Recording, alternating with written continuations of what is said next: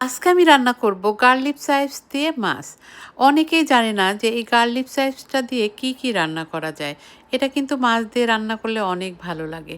এটা ধোয়াই থাকে, তারপরে আমি একটু ধুয়ে তুলে নিব। আর দেখেন মাছগুলো আমাদের পরিষ্কার করাই থাকে। আমি হলুদ লবণ মেখে আমি মাছগুলো ভালো করে লাল লাল করে ভেজে নিয়েছি। ওদিকে মাছ ভাজতে দিয়ে আমি গার্লিক চিপসগুলো টুকরা টুকরা করে কেটে নিব।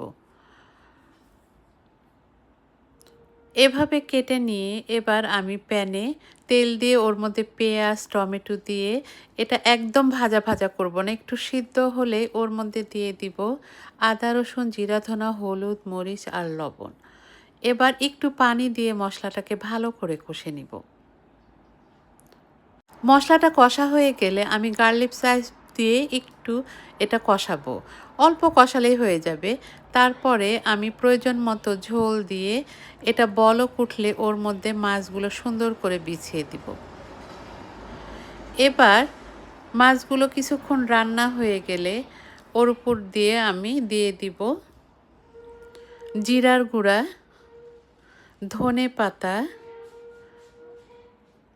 আর এই যে লাল ক্যাপসিকাম, এটা সেন্টের জন্য। এটা শেষের দিকে দিলে এত সুন্দর একটা সেন্ট বের হয়, খেতে অনেক ভালো লাগে। আপনারা এভাবে রান্না করে খেয়ে দেখবেন, অনেক মজা।